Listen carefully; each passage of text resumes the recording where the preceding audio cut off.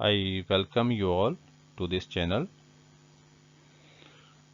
इस चैनल पर आपको इकोनॉमिक्स से रिलेटेड वीडियोस मिलेंगी।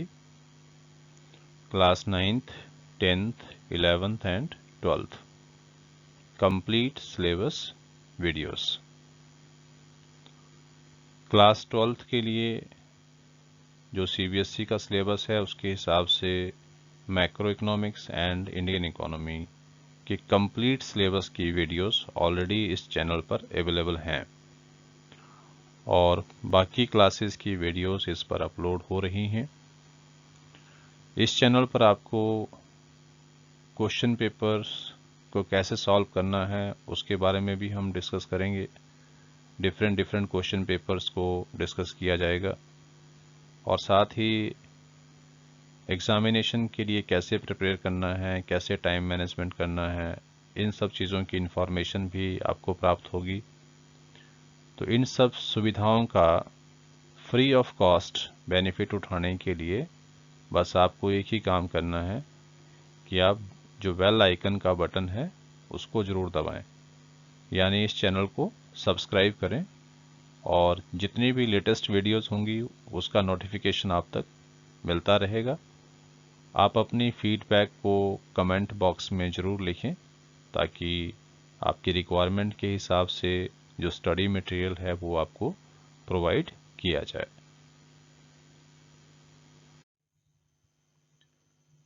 I welcome you all in this class. Topics for discussion in this class are law of demand, assumptions of law of demand, and exceptions to law of demand. तो इस class में हमें पढ़ेंगे कि मांग का नियम क्या है, उसकी मान्यताएं क्या है और मांग के नियम के अपवाद क्या हैं। इन टॉपिक्स के बारे में हम यहाँ पे डिटेल में डिस्कस करेंगे। Late us discuss law of demand, मांग का नियम। मांग के नियम के अनुसार अन्य बातें समान रहने पर किसी वस्तु की कीमत और उसकी मांग में विपरीत संबंध होता है। There is a inverse relation between the price and quantity demanded, but other things must remain constant. बाकी चीजें या अन्य बातें समान रहनी चाहिए। तो जैसा आप जानते हैं कि डिमांड को प्रभावित करने वाले जो तत्व हैं वो अलग अलग होते हैं। कई सारे फैक्टर्स हैं जो डिमांड को अफेक्ट करते हैं, जिसमें प्राइस ऑफ द कमोडिटी है, price of the related goods है, इनकम ऑफ कंज्यूमर है, टेस्ट एंड प्रेफरेंसेस हैं, एक्सपेक्टेशंस हैं या पॉपुलेशन साइज है, इनकम डिस्ट्रीब्यूशन है। कितने सारे फैक्टर्स हैं जो डिमांड को प्रभावित करते हैं। लेकिन जब हम लॉ ऑफ डिमांड को स्टडी करेंगे तो यहाँ पर हम एक वर्ड जो यूज कर रहे हैं, अदर थिंग्स बीइंग कांस्टेंट। इसका मतलब ये होता है कि प्राइस को छोड़कर, उस कमोडिटी की प्राइस को छोड़कर बाकी जितने भी फैक्टर्स हैं जो डिमांड को अफेक्ट करते हैं वो सभी कांस्टेंट रहने चाहिए। उनके लिए ये लाइन यहाँ यूज की गई है, अदर थिंग्स बीइंग कांस्टेंट, कि प्राइस को छोड़कर, उस वस्तु की अपनी कीमत को छोड़कर बाकी जितने भी फैक्टर्स हैं जो डिमांड को प्रभावित करते हैं, they all should remain constant. इसीलिए ये वर्ड यहाँ, ये जो लाइन यूज की गई है, अदर थिंग्स बीइंग कांस्टेंट, ये इसलिए यूज की गई है। तो जब अन्य बातें समान रहती हैं वस्तु की कीमत को छोड़कर, तो फिर वस्तु की कीमत और उसकी मांग में विपरीत संबंध होता है। There is a inverse relation between the price and quantity demanded. तो ये था आपका law of demand. Let us discuss this with the help of this schedule. तो जैसा आप देख रहे हैं, यहाँ जो शेड्यूल आप देख पा रहे हैं, यहाँ पर फर्स्ट कॉलम में प्राइस इंडिकेट की गई है।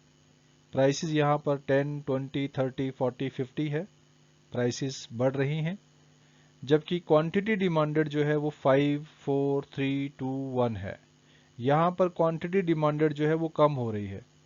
इसमें कमी है, इसमें कमी हो रही है, और जबकि प्राइसेस जो हैं वो बढ़ रही हैं, प्राइसेस आर इंक्रीजिंग हियर। तो प्राइसेस जब इंक्रीज हो रही हैं तो डिमांड क्या हो रही है, डिक्रीज हो रही है। There is a inverse relation. दूसरी तरफ अगर इसको हम उल्टा करके देखें कि मान लो प्राइस पहले 50 थी और प्राइस अब कम हो रही है, मान लो 50 से 10 की तरफ जा रहे हैं, मान लो हम लोग एज्यूम कर लीजिए कि अगर प्राइसेस कम हो रही है तो फिर डिमांड क्या होगी, डिमांड बढ़ेगी। इस केस में आप देख रहे हैं जैसे ये 1 2 3 4 5, तो ये डिमांड जो है यहाँ पर बढ़ रही है।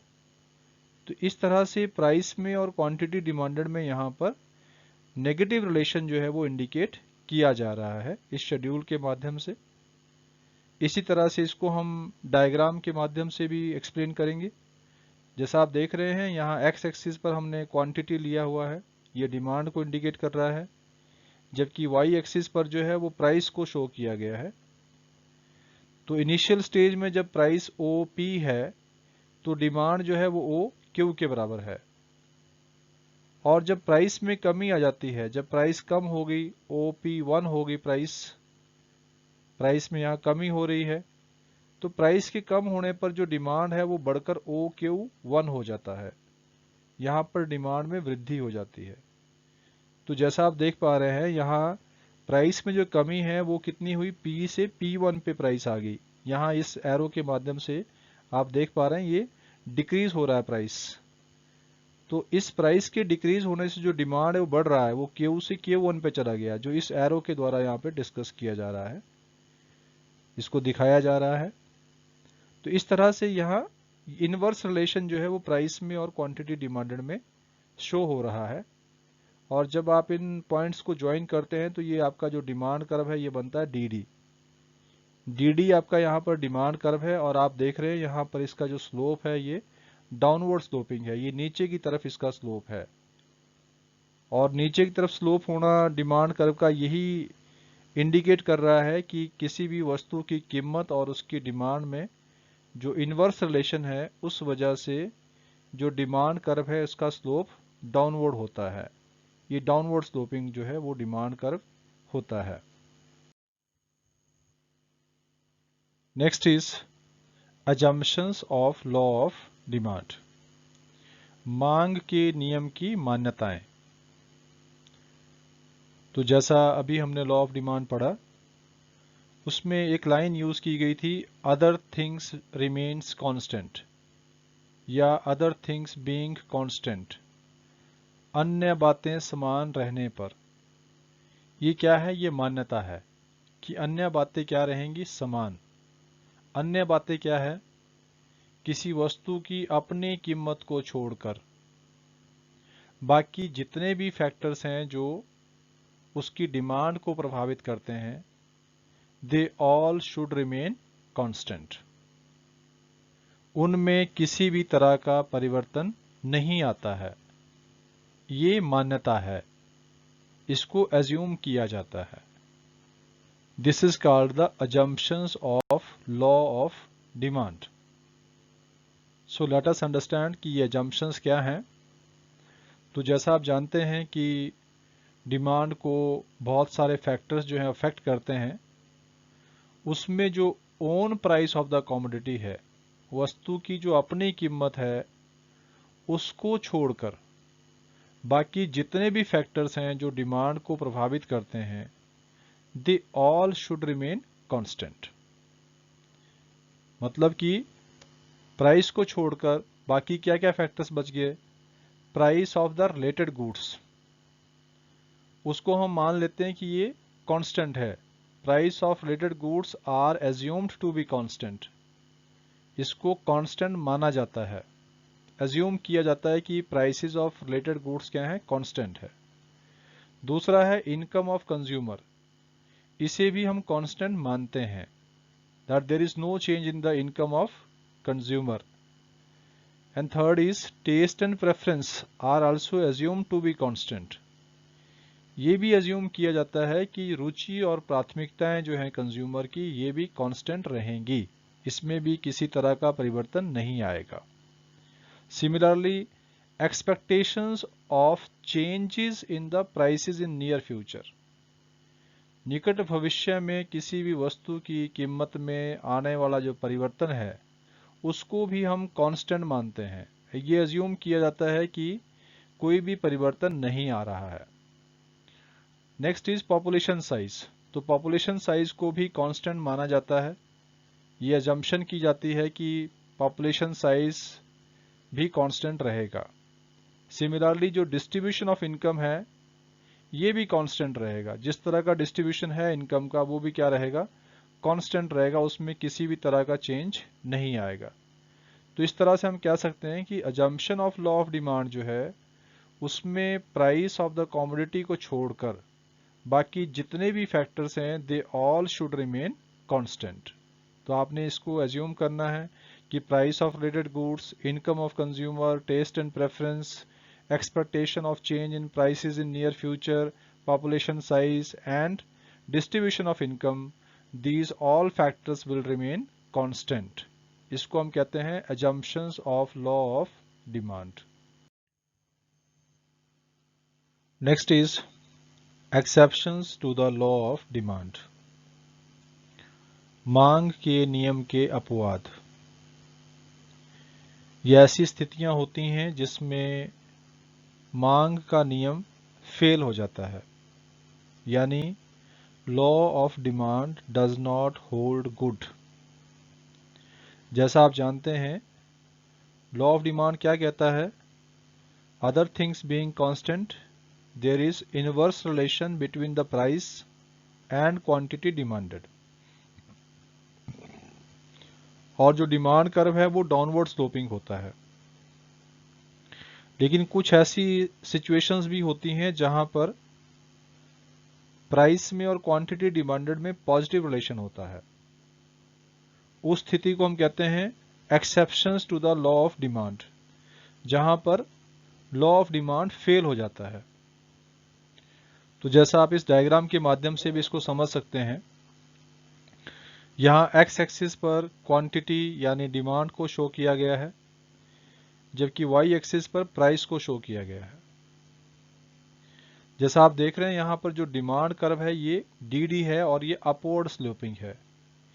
ये अपवर्ड स्लोपिंग इसलिए है क्योंकि जब प्राइस यहां बढ़ रही है तो यहां पर डिमांड भी बढ़ रही है। दोनों चीजों में ये पॉजिटिव रिलेशन है। तो जब प्राइस में और क्वांटिटी डिमांडेड में पॉजिटिव रिलेशन हो, मतलब प्राइस बढ़ रही है और प्राइस के बढ़ने पर डिमांड भी बढ़ रही है, तो ऐसी स्थिति में जो लॉ ऑफ डिमांड है वो फेल हो जाता है। इसीलिए जो डिमांड कर्व का जो शेप है ये पॉजिटिव स्लोपिंग होता है। जैसा आप यहाँ डायग्राम में देख पा रहे हैं, जो डी है ये अपवर्ड स्लोपिंग है और ये लॉ ऑफ डिमांड जो है इस स्थिति में फेल हो रहा है। सो लेट अस डिस्कस कि ये कौन कौन सी स्थितियां हैं जिसमें लॉ ऑफ डिमांड फेल हो जाता है। First point is article of social distinction. कुछ चीजें ऐसी होती हैं जो समाज में लोगों को एक अलग स्टेटस प्रोवाइड करती हैं, जैसे प्रीशियस डायमंड्स हैं या विंटेज कार्स हैं, बहुत ही लग्जरी महंगी कार्स जिनको बहुत ही कम लोग परचेज कर पाते हैं, या बहुत ही जो प्रेशियस डायमंड्स हैं, बहुत ही बहुमूल्य जो हीरे जवाहरात हैं या रत्न हैं, इनको वही लोग परचेज करते हैं जिनके पास बहुत ज़्यादा इनकम होती है। और ये लोग भी इन चीज़ों को उस समय परचेज करते हैं जब ये महंगी होती हैं, यानी जब इनकी कीमत ऊंची होती है, जब ये ज़्यादा कीमत की होती हैं तभी इनकी डिमांड भी ज़्यादा होती है। लेकिन जब इनकी कीमतें गिर जाती हैं तो फिर इनकी डिमांड भी गिर जाती है। मतलब कि ऐसी स्थिति में यहाँ पर पॉजिटिव रिलेशन शो हो रहा है price of the commodity and the demand of the commodity में। तो जैसा मैंने कहा कि जो प्रेशियस डायमंड्स हैं या विंटेज कार्स हैं उनकी डिमांड तभी ज़्यादा होती हैं जब उनकी कीमत ज़्यादा होती है, जब वो ज़्यादा महंगी होती हैं, क्योंकि ये चीज़ें जो है समाज में लोगों को एक अलग स्टेटस देती हैं, उनको बाकी लोगों से डिफरेंट जो है वो शो करती हैं। इसलिए हम कह सकते हैं कि आर्टिकल ऑफ सोशल डिस्टिंक्शन जो है उसमें जो लॉ ऑफ डिमांड है ये फेल हो जाता है, it does not hold good, क्योंकि इसमें प्राइस के बढ़ने पर डिमांड बढ़ती है और प्राइस के कम होने पर डिमांड कम हो जाती है। इसलिए यहाँ पर जो आपका डिमांड कर्व है ये अपवर्ड स्लोपिंग होता है। Next point is Giffen goods. तो जैसा आप जानते हैं गिफन गुड्स क्या होती हैं, ये हाईली इंफीरियर गुड्स होती हैं जिसका जो इनकम इफेक्ट है ये बहुत ज़्यादा हाई होता है। मतलब income effect is very highly negative, income effect बहुत ही ज़्यादा नेगेटिव होता है गिफन गुड्स के केस में। तो ऐसी स्थिति में भी जो डिमांड कर्व है ये अपवर्ड स्लोपिंग होता है। इनकम इफेक्ट यहाँ पर नेगेटिव होता है और प्राइस इफेक्ट क्या होता है, पॉजिटिव होता है। तो गिफन गुड्स के केस में भी जो डिमांड कर्व है ये अपवर्ड स्लोपिंग रहता है, क्योंकि प्राइस में और डिमांड में पॉजिटिव रिलेशन बन जाता है। इसलिए ये भी एक एक्सेप्शनल सिचुएशन होती है लॉ ऑफ डिमांड के लिए। This is also known as the exceptions to the law of demand. And next one is irrational judgement. Irrational judgement का मतलब क्या है, अक्सर आप देखते हैं कि बहुत सारे कंज्यूमर उस चीज को बेटर क्वालिटी का मानते हैं जिसकी प्राइस हाई हो, जिसकी कीमत ऊंची हो। जनरली लोग ऐसा मानते हैं कि वो मतलब कि हाई क्वालिटी की होगी। तो हाई क्वालिटी प्रोडक्ट लेने के लिए या बेटर क्वालिटी प्रोडक्ट को लेने के लिए बढ़ी हुई कीमतों पर भी डिमांड ज़्यादा होती है। और कई बार ये होता है कि मतलब भले ही चीज़ सस्ती हो लेकिन उसकी क्वालिटी भी अच्छी होती है, लेकिन लोग उसको मतलब प्रेफर नहीं करते हैं क्योंकि उनको लगता है कि इसकी प्राइस लोअर है तो ये नेचुरली है कि ये लोअर क्वालिटी की होगी। तो ये इस तरह की इरेशनल जजमेंट भी लोग करते हैं। और जिन स्थितियों में इरेशनल जजमेंट होता है, चाहे वो कोई सा भी सिचुएशन हो, जब भी प्राइस के बेस पर प्रोडक्ट की क्वालिटी को एज्यूम किया जाता है, जैसा मैंने कहा कि अगर हाई प्राइसेस है तो लोग ऐसा समझते हैं कि ये हाई क्वालिटी की होगी, और अगर लो प्राइसेस है तो लोग ऐसा एज्यूम कर लेते हैं कि ये लोअर क्वालिटी की होगी। तो इरेशनल जजमेंट होने की वजह से क्या होता है कि जब प्राइसेस हाई होती हैं या जब जिस चीज़ की प्राइस बढ़ रही होती है तो लोग मान रहे हैं कि ये बेटर क्वालिटी प्रोडक्ट है, तो फिर उसकी डिमांड बढ़ जाती है। देखिए अब प्राइस बढ़ी तो तब डिमांड भी बढ़ रही है, क्योंकि इरेशनल जजमेंट है, लोगों का जजमेंट ही गलत हो रहा है, बायर्स का जो जजमेंट है वही गलत हो रहा है इस केस में। दूसरी तरफ अगर मान लो प्राइस लोअर हो रही है किसी चीज़ की तो लोग ऐसा एज्यूम कर लेते हैं कि ये लोअर क्वालिटी प्रोडक्ट है, तो वहां पर डिमांड कम करेंगे उस चीज़ की, क्योंकि उनको लगता है कि ये इन्फीरियर क्वालिटी गुड है। इसलिए इरेशनल जजमेंट के केस में भी जो लॉ ऑफ डिमांड है डज नॉट होल्ड गुड, क्योंकि जब इरेशनल जजमेंट होगा तो क्या होगा, प्राइसेस बढ़ेगी तो डिमांड बढ़ेगी और प्राइसेस कम होंगी तो डिमांड भी कम हो जाएगी।